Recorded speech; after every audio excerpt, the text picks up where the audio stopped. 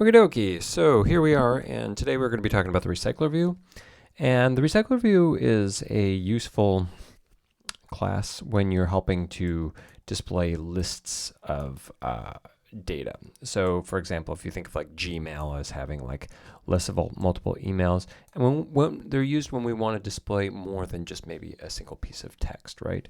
So if I have a user and maybe some data about them and their profile picture, and I want to display the same set of data for, formatted the same way for each particular user, that's where I'm going to go and I'm going to tap into the RecyclerView. They're really nice because they're tied to some underlying data. You can modify the data, tell the RecyclerView that the data set has changed, and then the RecyclerView is just going to update. So it's pretty straightforward to get it into play, and as you add more complexity, it gets a little bit tricky, but they're not impossible.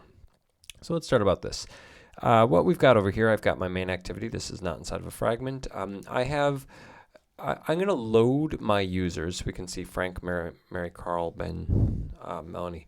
All these users are going to be loaded in as a string.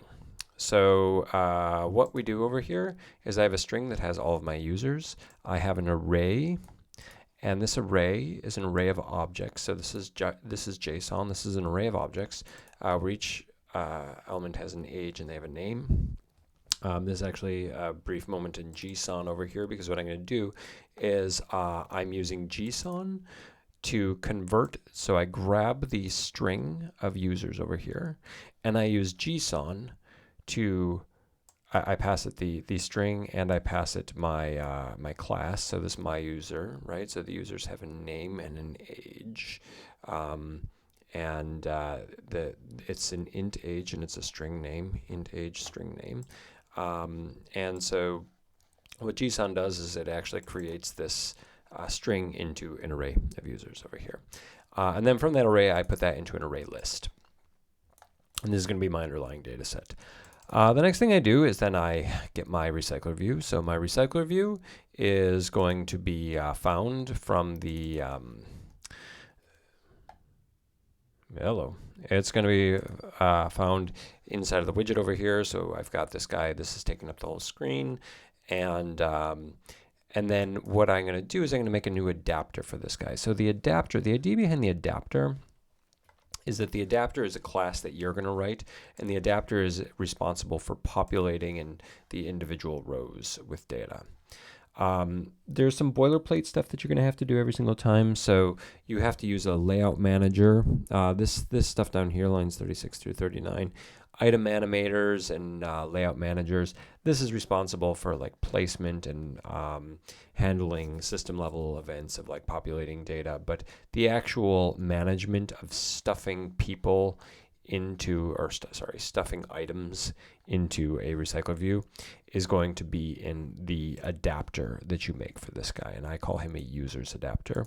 And so basically what we're going to do here, the main gist of this is that I get my RecyclerView, I grabbed my RecyclerView, I made an adapter, I told my adapter that the data set has changed so that it goes and it updates itself, and then at some point I bind the RecyclerView to the adapter. So the RecyclerView has his adapter set to be this adapter. Now, inside of this RecyclerView, we have, so I'm gonna remove my user and the strings and the activity main. Inside of this user, let's talk a lot about the user's adapter and the single row.xml over here. So in my single row, I have a XML file that describes what a single row looks like.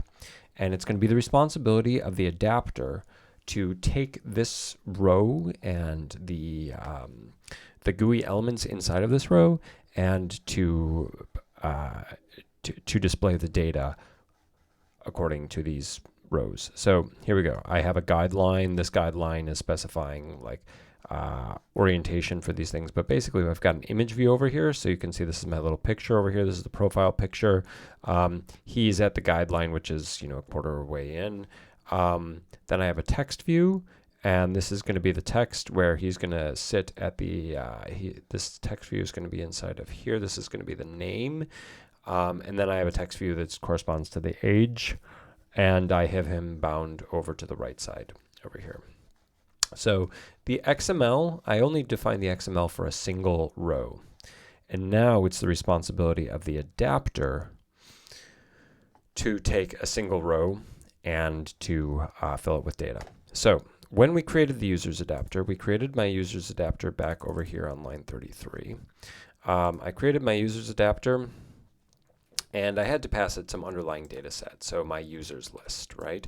So this underlying data set is this Frank 47, Mary 70. This is the thing that was a string that was then converted into a class. So you're going to need some list of data somehow or other.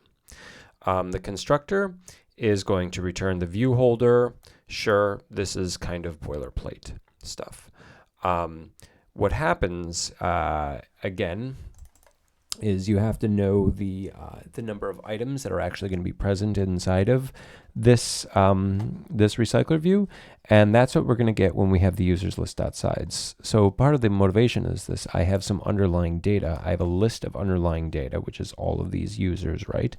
And I have some size to that data. And so when I notify that the data set has changed, that compels this entire class to say, oh, okay, this number is different. Hey, RecyclerView, go do your thing and figure out how many users are actually inside of here and update accordingly. Right, so that was this notify data set change that we had down here on line 34. And that is the reason why that we can just sort of say, hey, the size is, and it's going to work because the size is going to be notified. The RecyclerView is going to be notified. And so that's why also this is a built-in, this is an overridden method for this. Now, inside of this user's adapter, I have my own custom class inside of here, and I'm calling this my view holder. And this is extending RecyclerView view holder. And what this guy does is he contains references to the fields which I'm going to populate in each individual row. So I have the name text view and the age text views, right? So I have my name text view and my age text view. And these guys were from, remember, they were from that inflated single row. So let's kind of work this through over here. So the layout inflator, when this class was created, when the my new view holder was created, again, this is what we're sort of returning over here. This is the wonkiness. I inflate a single row, right? So I go into the XML and I inflated this single row and I keep it as a view. Then I pass this view, which is to see a single row, to my custom class down here, the view holder. And he's going to have some custom fields that are the name and the age text views for each row, basically. When this view holder is bound to an item at a position, which is to say when there is data available at a particular site, what you get passed is the thing that was returned by this onCreateViewHolder method, right? So whatever was returned in onCreateViewHolder, whatever you returned here is going to get passed when there's new data to be bound to a spot. In my case, I'm returning a myNewViewHolder. Could be whatever sort of viewholder class, my custom viewholder, whatever. But this guy is going to be passed, this structure is going to be passed when there's new data available at a row. And it's going to be passed at the position. So when this RecyclerView is getting powered up over here, we're going to get past a holder and we're going to get past a position. And so what we say is like, okay, well, let's go to our underlying data set, the users list over here, and get item 0. Then we can take user 0's name, user 0's age, and set them to this particular row. We start for Bob and 13. So this is going to get called on every onBind view holder is going to get called on every single data set over here. And then as I notify the data set changed, maybe because in my activity I added new users, it'll go and it'll update new data points inside of here. So we can go over this quickly just again. The basic workflow is you create some underlying data set. I have it as an array list. You get your recycler view.